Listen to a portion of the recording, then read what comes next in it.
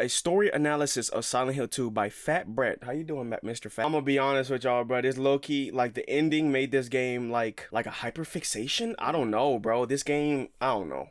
Get your snacks, bro. The primary theme of Silent Hill 2's story is truth. Every single character in the game has some truth they are either refusing to accept or running away from, despite how twisted and warped and bizarre it might appear. Oh, and I read some of y'all comments. Hold on, I got yogurt.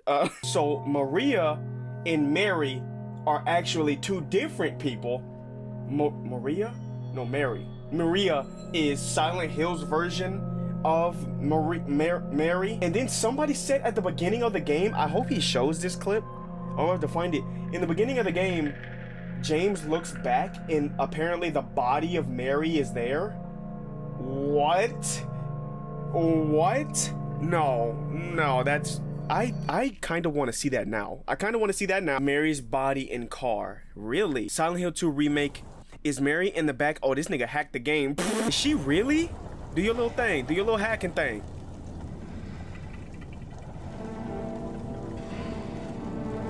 There's no way. That is insanely disturbing. Also, I remember somebody saying this too, but that also indicates that she has not been dead for 3 years. You ain't having a 3-year-old body just laying there. What? Then why does he have that? Why does he have it? Bro, that looked like a body. Look at the lines. Bruh. For anyone who doesn't know, the OG dev team said in an interview a couple years ago that James killed Mary 1 to 2 days before the start of the game. He put her, I mean, that would make sense because like the body, I imagine having the body in the back seat, the body got to be fresh. He put her in the back seat wrapped in a blanket. He says she died 3 years ago because that is the time she got sick and dead to him in his mind. His hands are shaking in the beginning in the bathroom because I forgot all about the bathroom scene when he's looking at himself. Is it in the beginning of the scene like he's looking in the bathroom like what did I just do? I'm not gonna lie to you. Plot wise, storyline wise, I think this might be the greatest plot I've ever like played in a game. Like, this is crazy. His hands are shaking in the beginning in the bathroom because the sensation of killing her is still fresh. Same with the wedding band mark on his finger that I called out I think 2 episodes ago. If you pay attention to the clocks in the game, every clock shows the same time, which is the time of her death. You even have to use that time to solve a part. Oh, the three hands. Way back when, if you get the water ending when James returns to the car and starts talking to Mary, he sometimes looks at her at the right. Wow. See, I love stuff like that. I love stories like that. Whole time he been going about in the whole game. But Mary died 3 years ago. Nigga, she died like a day ago. Silent Hill's otherworld is actually a place defined by truth. It shows these characters who they really are. Through elaborate illusion, it forces them to confront reality. I am going to focus my analysis on 3 characters. All right, I don't have TikTok mind, but I do want to speed it up just a little bit so we're not here forever. Shout out to you though. Shout out to you. Angela and Eddie. Each of these characters is actually denying 2 truths. One big obvious truth and then and somebody said Eddie died because he couldn't confront or like he relished in it, like he loved it, like he didn't think anything was wrong with him, he didn't think he did anything bad. That's why he died. And then Angela, she can't get out of her funk. I don't know what to call her. She can't get out of her trauma. That's why she said it always looks like this. Oh my God. And that's why we never just see her again. She just can't get out of it.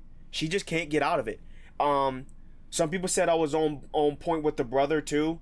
I imagine it was her brother in the picture, in that ripped picture. Okay. A subtler, uglier, more sinister truth lying underneath. It is this second truth that ultimately destroys them. Because in the world of Silent Hill 2, truth is not healing, not nourishing. Sometimes fans treat Silent Hill 2 as if it is some big therapy session, as if the town is just trying to help these characters overcome their denial and become better people. If anything, it is the exact opposite. James, Angela, and Eddie are all crushed by the truth. They are tortured by it, as we see very intimately in James' storyline. The truth is a hellscape to him. It is a strange... How you get confused with that? No, they're trying to help you, man. Like, do you see how scary these niggas look?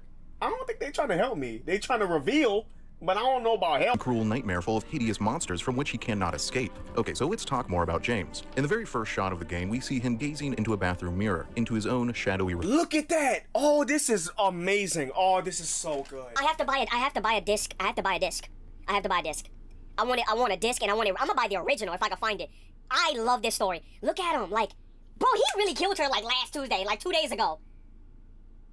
3 years my ass. Reflection. In the visual language of film, just about any time you see a character looking into a mirror this way, and so you see two versions of the same character on screen at the same time, this doubling effect is meant to communicate that this character has another self, often a darker self. There is more to him than meets the eye. At the start of the game, James is presented as a quiet and thoughtful character. He is wounded and full of sorrow. He lost his wife to an unnamed disease 3 years ago and has never recovered from that loss. He is defined more than anything by his love for her, by how much he is willing to do for her, how much terror and pain and suffering he is willing to endure over the course of this story just for the slim chance that she might somehow, impossibly, be waiting for him somewhere in this town. He is on a journey down into unfathomable darkness. Most sane people would have given up and turned around and run away very early into this story. For James to keep going forward despite all the terrible things that happened to him, there must be something really profound fueling his determination. And the source of that determination can only be his love for his late wife Mary, which is apparently enough to drive him to do almost anything. Except maybe not, but we'll discuss that more later. In his interactions with other characters, James tends to be soft-spoken, polite, kind, and moral. He wants to help Angela, wants to deter her from self-harm. He tries to persuade... I'm sorry, I gotta get, like, all of this is coming back to me, because we played some, like, I'm not like you, da-da-da-da-da, and, like, finally he came to terms with, like, I did it. I killed her. And then that explains why the pyramid dudes killed themselves, and people said, listen, I was ready to get the hell about that game, bro. People said if I explored more monsters were either, like, not moving or backing away, because you accepted it, you realized. Don't nothing get me good like a good story. Eddie to flee to safety. He wants to keep Laura and Maria safe too. He seems like a good person. But every now and then we see glimpses of his other self, the darkness within him, like when he angrily accuses Laura of being a liar. And of course, towards the end of the game, that darkness is put on full display when it is revealed that he murdered his own wife. She did not die of her disease. She died by suffocation, as her own husband brutally smothered her face with a pillow. There was a monster lurking inside this seemingly soft-spoken good guy all along. I still cannot believe he got any ending where he left. I get it. It's about acceptance and coming to terms. Bro, you killed your wife. There's no way you... I guess, like, as a developer, I'd be like, bro, there's no way he's making it out. Like, you gotta pay the price. But I guess some people in life get away with shit. So I think he really killed her like a day or two ago. Killed her and just put her in the back seat. And was so... caught up in disbelief that he actually killed the love of his life, that he's just like, nah, she's not dead. Like, I'm gonna go find her. Dude. But that is only the big obvious truth. Shut up, I'm sorry. That is not the truth that destroys him. There is something even worse, even more terrible yet to be revealed. James is not only in denial that he was the one who killed his wife, he is also in denial over when his wife's death occurred. He believes she died 3 years ago, when in reality, he murdered her days ago at most. It happened very recently. But why? Why this denial of the timeline? What happened during those 3 years that he does not want to remember? Well, after defeating Pyramid Head, the avatar of his guilt and shame and desire for punishment, and while he approaches the final confrontation with Maria, who is the avatar of his inability to let go of his wife after her death, we hear an echo of an interaction between James and Mary, and this interaction shows us what he is truly running from. We are going to listen to this echo together now, and as you listen, ask yourself, what is being revealed here, and what makes this an even more terrible revelation than the fact that he killed his own wife? Okay, here it is. What do you want, James? Oh, please explain this to me, because Just go home already. You said don't leave, wait, I'm scared. Don't come back. I don't want to die. And then you killed her, which makes it hit even harder for me. Please. Tell me I'll be okay. Tell me I'm not gonna die. Tell me I'm not gonna die, then you killed her. Help me. Lord. In this echo, we are witnessing the disintegration of James and Mary's relationship. For most of the story, Mary does not get a lot of character development. Because she is already dead at the start, she does not appear much on screen, only in little brief flashbacks, where she is portrayed as a vaguely loving and tender wife. She is less of a character and more of an idealized archetype, something for James to pursue, to long for. But in this echo, she suddenly bursts out onto the stage as a very complex and human character. She expresses a wide range of complicated and contradictory emotions, confronted by her own mortality, by the fact that nothing would stop the disease, that she was going to die. She suffered from a kind of emotional collapse. She swung from hope to hopelessness, from denial to depression to anger. She became filled with rage. She lashed out at the people closest to her. She made them feel the same misery that she felt. And then afterwards, she was overcome by sadness, by a need for human connection and comfort, by a need to be with the very person she had just pushed away. This is what James is really hiding from. The fact that his relationship with her had collapsed. That, because he could not handle her emotional distress, he had essentially abandoned her in the hospital, all alone with her pain and sickness. As Laura says, eventually James stopped visiting her at all, because he could not face her rage or her misery. He was too weak. In their final interaction in the other world, James at first tries to claim that her murder was altruistic, that he was simply ending her suffering for her sake. But then he corrects himself. The truth was, he did it for himself. He did it because he had grown to hate her, hate what she had done to him, the miserable person she had turned him into, the way her sickness had taken over his life. He hated her for making him hate her. He wanted it to all be over. The reason why— Oh, he hated her for making him hate her. Huh. Okay. I was kind of there, but not all the way. And then she said, I hated you.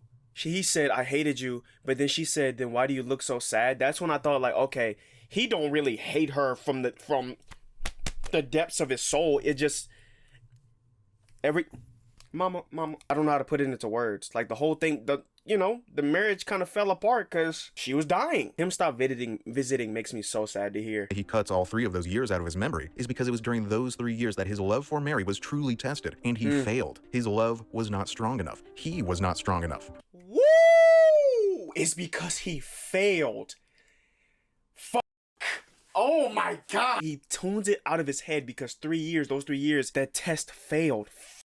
Oh my. For Mary was truly tested, and he failed. His love was not strong enough. He was not strong enough. Her sickness, her rage, transformed him first into a coward and then into a killer. He wants to forget all of that and only remember the time when they were in love, before it all went wrong. It was not the truth of what he had done that he could not face. It was the truth of who he was, who he had become. There is an ending where James leaves the town with Laura, apparently healed by his experience in Silent Hill, where he is somehow able to not only move past his wife's murder, but also what that murder revealed about him and who he truly is. But there are more endings where he is not able to heal and move on, where he either desperately clings to some version of Mary or where he chooses to destroy himself. The other 2 characters we are going to discuss do not receive these generous options. They do not get any chance to heal and leave and move on. Angela and Eddie both only get one ending, and it is not a happy one. But before we move on, I do quickly want to talk about something else. Also, that like fat dude on the wall with the cut, I'm guessing, like, is that the dad or something?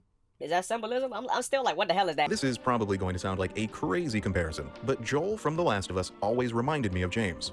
Whoa. Okay, let me explain. These are not just the main characters of their respective stories, but the player characters. Because we are in direct control of them, I think the main character from The Last of Us always reminded me of James.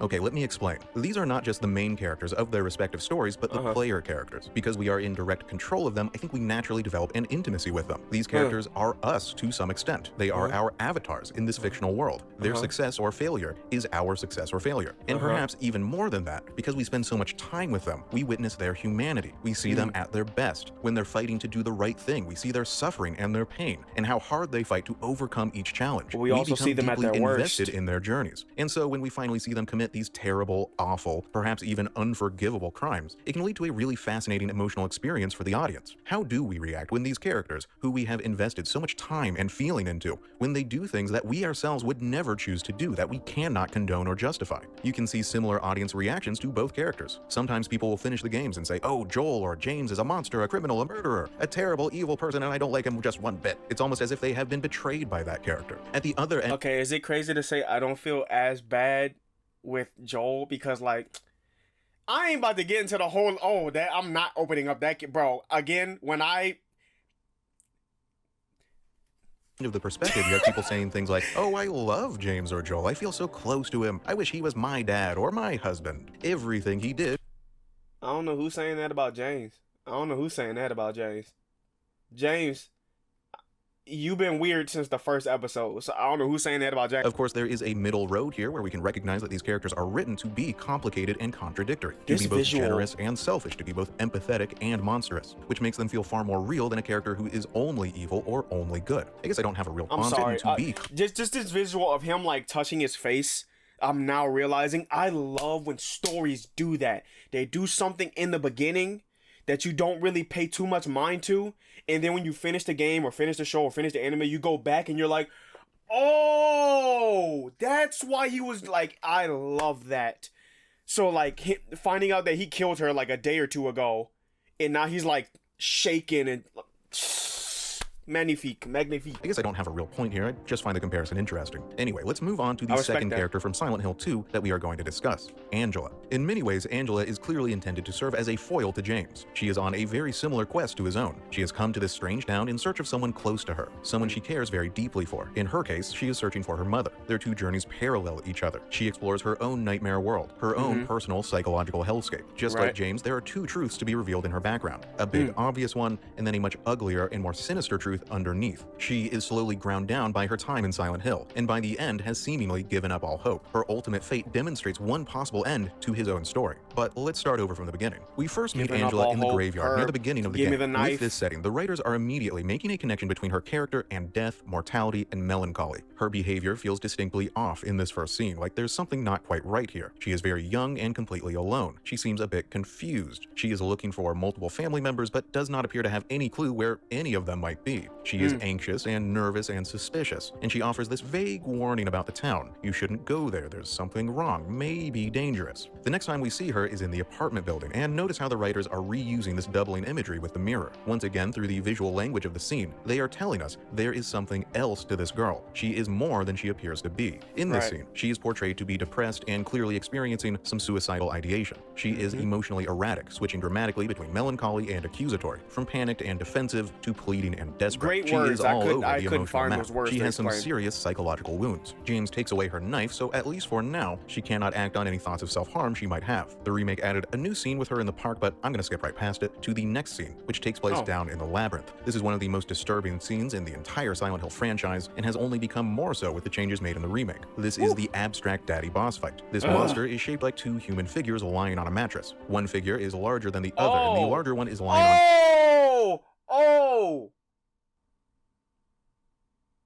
What do you mean two human figures lying on a mattress? I thought it was a painting. I thought it was a painting.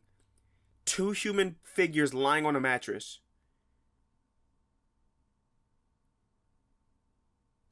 That just sent a shiver down my fucking spine. Please tell me that's mama and daddy. Please tell me that's mama and papa. I thought it was a painting. This monster is shaped like two human figures lying on a mattress. One figure is larger than the other, and the larger one is lying on top of the smaller, in a position that is clearly meant to appear sexual. Oh my fuck. Oh my fuck. That is fucking disgusting. Oh my gosh, bro. It was a smaller figure. That, bro, is that, bro, are they telling me like, oh my gosh. This is the darkest game I will probably ever play. Holy shit. I thought it was a painting.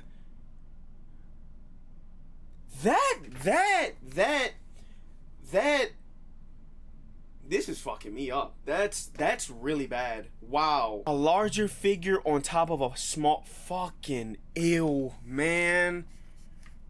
Oh my gosh.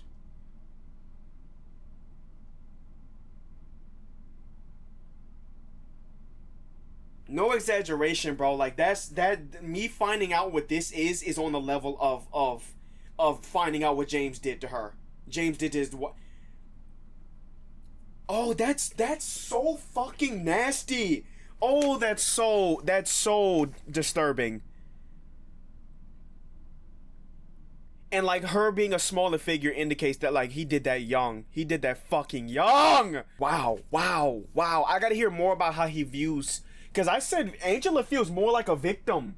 Like I get it if she did, which I think she did, kill her dad. Fucking justified with this nasty shit. I don't think it's more of like a punishment. It's just like the trauma. She can't escape the trauma, I think. But in the remake, this monster chases our character through a nightmare version of Angela's childhood home, seemingly unstoppable, where the only safe place is in a little closet with a stuffed animal, the sort of place a child might hide. Oh my gosh. Oh my gosh. I never. Oh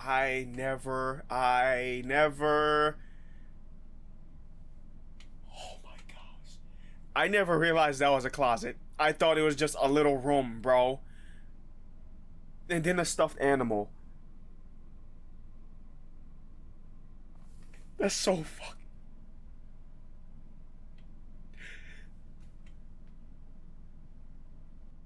Oh, that's so fucking nasty. How did I not? I was too scared. A closet and a stuffed animal in a ripped pit. That's so horrible. That is so fucking horrible.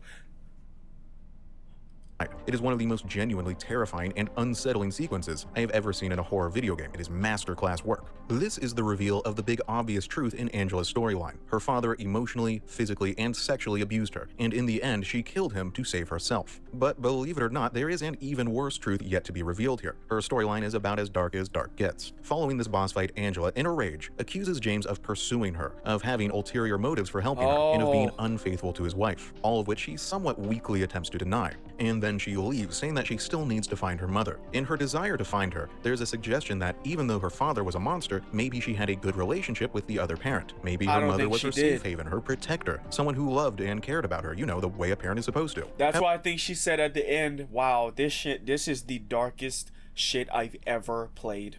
Wow.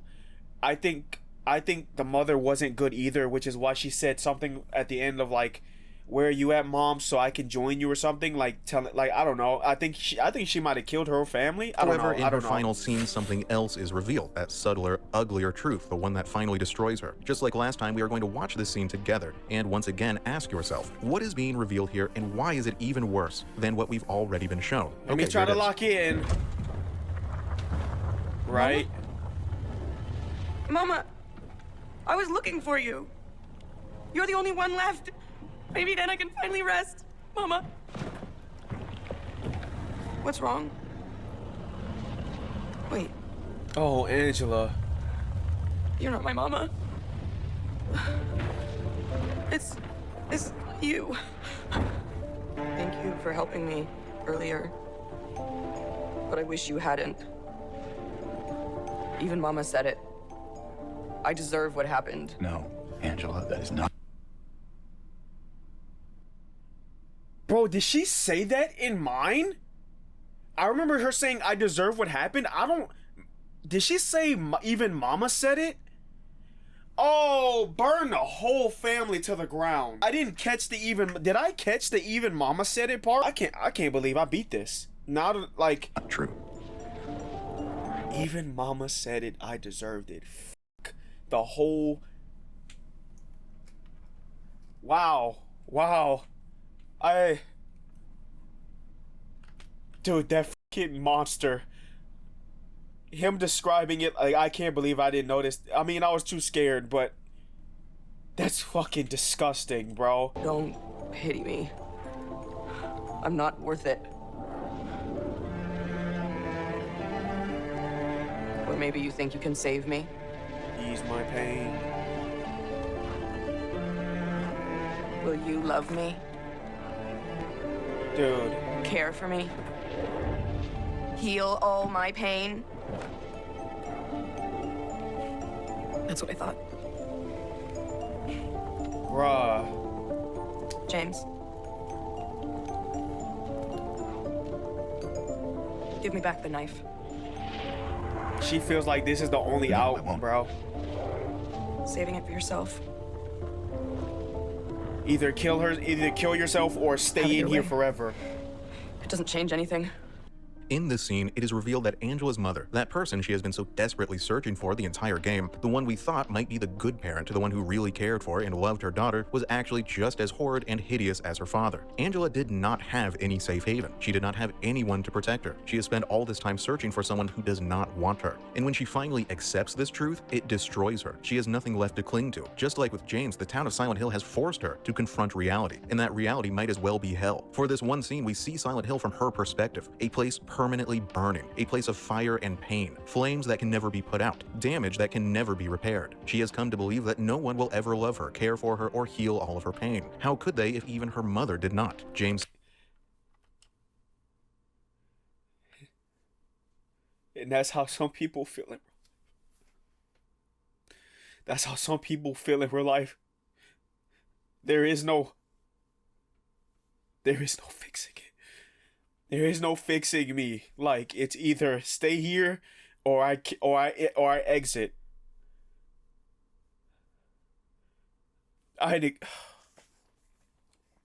Wow. Wow. Wow.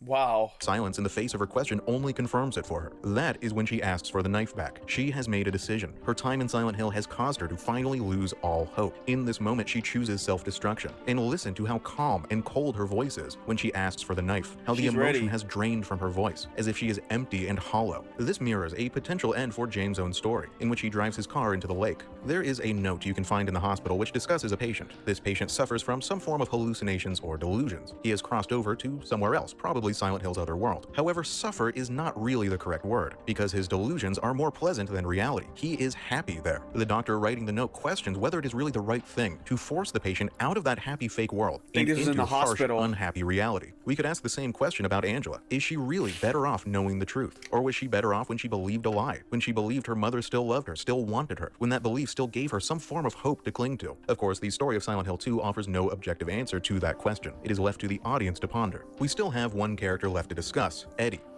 Eddie is another foil to James. Whereas Angela reflects his misery and his depression, Eddie reflects his violence, his resentment, those uglier aspects of his personality. Unlike the other two, Eddie is not searching for anyone. Instead, he is running away, looking for somewhere to hide. In the same way that Silent Hill creates Maria, a living, breathing, sentient person, a fulfillment of James' desire to reunite with his dead wife, a reflection of his own psyche, it also creates something similar for Eddie. Instead of a woman, it is a man, and instead of a lover, he is very much a hater. Eddie is pursued throughout the nightmare by this man. This is an incarnation of one of Eddie's bullies, one of his tormentors out in the real world. In Silent Hill, this man follows him deeper and deeper into the town's other world, mocking him, insulting him, humiliating him relentlessly, imitating the real-life persecution that Eddie feels. And eventually, Eddie cannot take it anymore. He kills this man. In the same way that the town fulfills James' wish to reunite with his late wife in a twisted way via Maria, it fulfills Eddie's wish to take revenge on his tormentor, to have power over him via this man. But then the bully just comes back. Just like it does with Maria, Silent Hill keeps creating new versions of this guy, no matter how many are killed, and their mockery of Eddie becomes more twisted and more relentless until he finally breaks. But let's rewind back to the start of Eddie's story. In his very first scene, James finds Eddie puking his guts out in this disgusting, crummy bathroom. Eddie is meant to look pathetic and weak here. This is a humiliating position to be in, and that is furthered by his weight too. Eddie is fat. He is very fat. I mean, I'm fat bred, and I'm not even as fat as this guy. A lot of times in fiction, overweight characters are portrayed to be ridiculous and silly, unattractive, not to be taken seriously. I'm not saying that is a fair portrayal, but it is a common portrayal in fiction. He immediately begins making excuses for himself, pleading innocence before he even gets accused of anything. He doesn't even seem to know what he's claiming to be innocent of at first. He just says, I didn't do it. I didn't do anything. It wasn't me. Recognizing how helpless this kid is, James tells him to depart the town, to run away to safety, and then leaves the kid behind in this bathroom, even after Eddie asks James to come with him.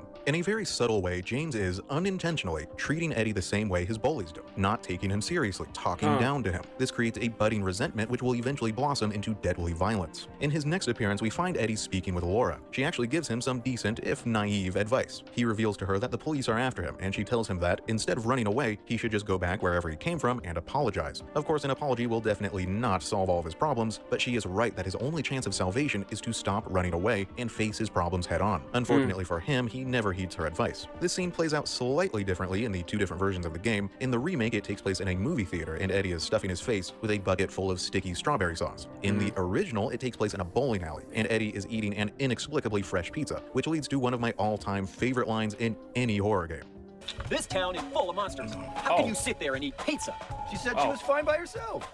On the one hand, this scene is hilarious. This is one of the most frightening and bizarre horror games ever made, and here is this dude just casually stuffing his fat face full of pizza while the world around him descends into madness. But on the other hand, I empathize with Eddie so very strongly here. I know this might sound silly, but this really is kind of like just looking at a reflection of myself. This is stress eating. This is a guy who feels terrible about himself, who's having an awful, terrible, very bad day, and so in order to comfort himself, he is eating and eating and eating because it's the only thing. I forgot about that part, about Eddie's part. He's not just some like crazy killer. That he was saying like he was bullied for being fat and ugly, so like I think him just talking about killing people blurred me from that part. I forgot about that part, but yeah, I never caught on to the part like the bully following him the whole way and he never confronted it. That's why it just kept coming back. Make him feel better. This is what depression looks like. This is what giving up looks like. I know because I've done it. And once again, Eddie is being portrayed as silly, ridiculous, pathetic, and basically harmless. He's just a big, fat, lazy loser doing exactly what big, fat, lazy losers do. The remake has added an additional line, though. James throws an empty pizza box aside and says, I see you've gotten your appetite back. And then watch Eddie's reaction. The clear resentment, the embarrassment, the anger he feels towards James is growing, becoming uglier. And James does not even realize what he's doing. Damn, I never caught that. I see you got your appetite back, fat ass. Like, I never caught that. The anger he feels towards James is growing, becoming uglier, and James does not even realize what he's doing. In his next scene, Eddie's behavior begins to change, becomes far more unsettling. Okay, so James drops down into the prison. This is the point in the game where reality itself begins to break down, to no longer make sense, when the town of Silent Hill begins to feel less like a real town and more like a twisted nightmare. The story is getting darker and darker too. Maria has been killed, James has failed to protect her, failed to reach Laura, failed to find his wife. Things are becoming more and more hopeless. And then here is Eddie, sitting in the darkness alone beside a dead body, holding a revolver and reciting a bizarre monologue about how easy it is to kill someone, about how quickly a life can be destroyed. At this point, Eddie has discovered that he does have an alternative to running. Instead, he can choose violence. He has come to the stunned realization that he can just kill all of the people who torment him. With this realization, his character has begun a sudden and dramatic slide into darkness. However, he has not yet fully embraced this choice. He plays off this monologue like it was just a big joke, like he's the same ridiculous, pathetic fat guy he was before. No, he was there when I got the darkness in him. We will watch his final scene together, and this time, as we watch, I want to ask you a different question. How does Eddie's behavior here mirror James' own choices? In what way are these two characters actually very similar?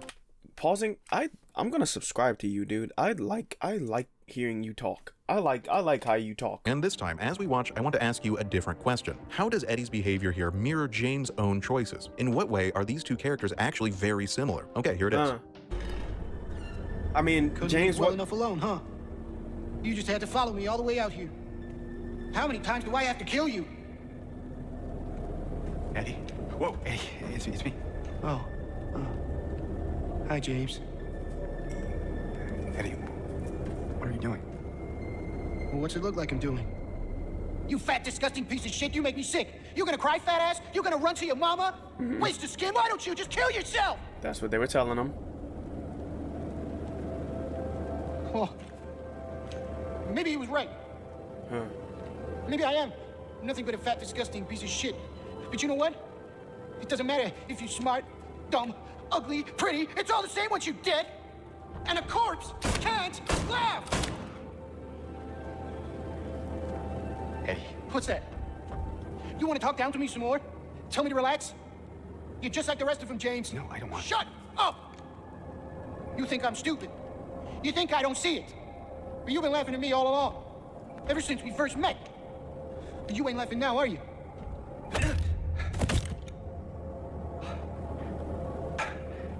You need help, Eddie. Don't get all holy on me, James. We're both the This same. town called you too. Yep. I said that in You my and me, we're playthrough. the same. We're not like other people, don't you know that? Well, Two people that can't accept, or two people that can't confront. The big obvious truth in Eddie's story is the relentless and vicious bullying he has experienced, and also the way he has internalized that bullying. He speaks about himself with the same language his bullies use. He has begun to believe these things about himself. Maybe I am a fat, disgusting piece of shit. That's He so has sad. given up. He will never try to be anything more than the caricature his bullies gave make him him. out to be. Eddie is someone who has been portrayed as weak and powerless throughout this story, but now he has finally found a way to make himself feel powerful. He has Violence. discovered nihilism. He has discovered violence. If he can kill his bullies, then he is the one with all the power. This choice reflects James' own decision to Again,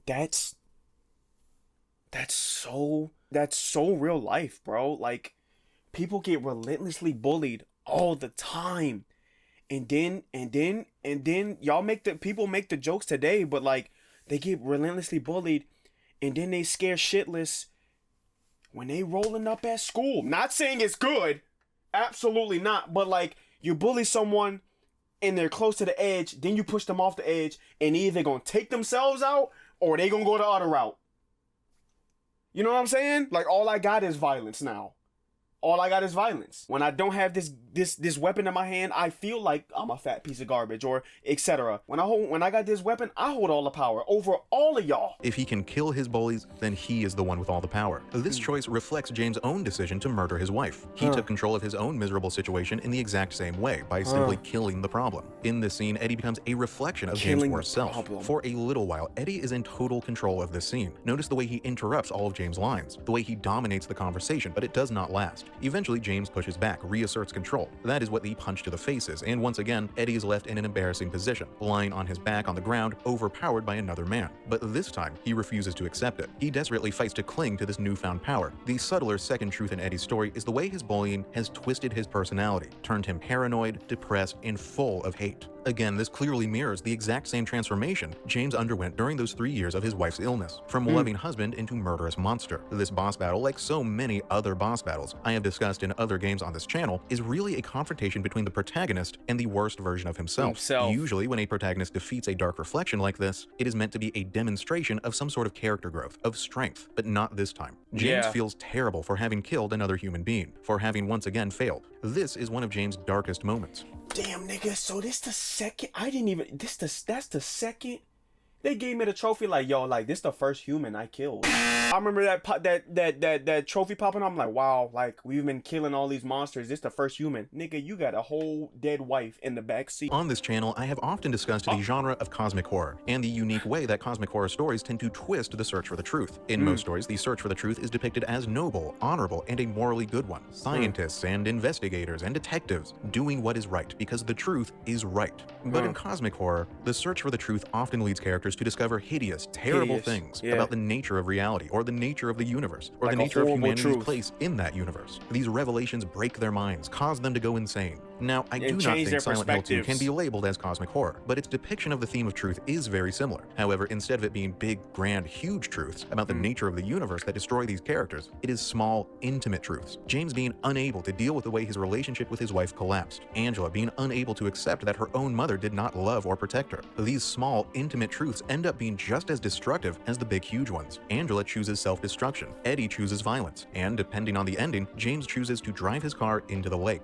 In this way, the story of Silent Hill 2 demonstrates the fraught nature of the truth. How it is not the monsters who will destroy us, but ourselves. Those inconvenient truths about ourselves that we would rather just ignore. Those inner demons whose voices we refuse to acknowledge.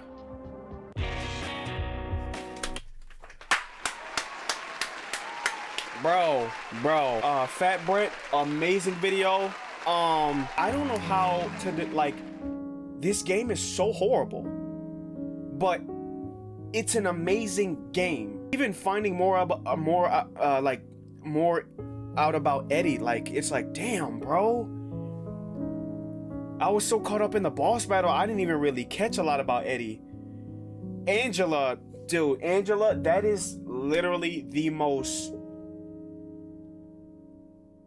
horrid thing I've ever seen in a game. Like, that, him telling me that's not a painting, but a bed frame, a mattress, and there's two bodies on it. That shit has officially scarred me. I am going to remember that forever. But in like the weirdest way, this game is like, I don't want to say beautiful, like, it's so good. Like, the story is so good but so bad. Like, I have never played anything like this. Dude, just the symbolism of Angela, and like, she really thinks like she accepted it, like, I can't leave, I can't be fixed. And Eddie just like, I booted up the game and I saw that cutscene of him in the bathroom, and we just started playing without knowing that she died. She didn't die no 3 years ago. Wow. I hope you guys enjoyed this playthrough. This one is for the books. Like, this, what a way to start the new year, right? Like, first game of the year. My heart hurts, like, emotionally. Like, that wow. Hope you guys enjoyed, and see y'all in the next one. Good Lord, bye.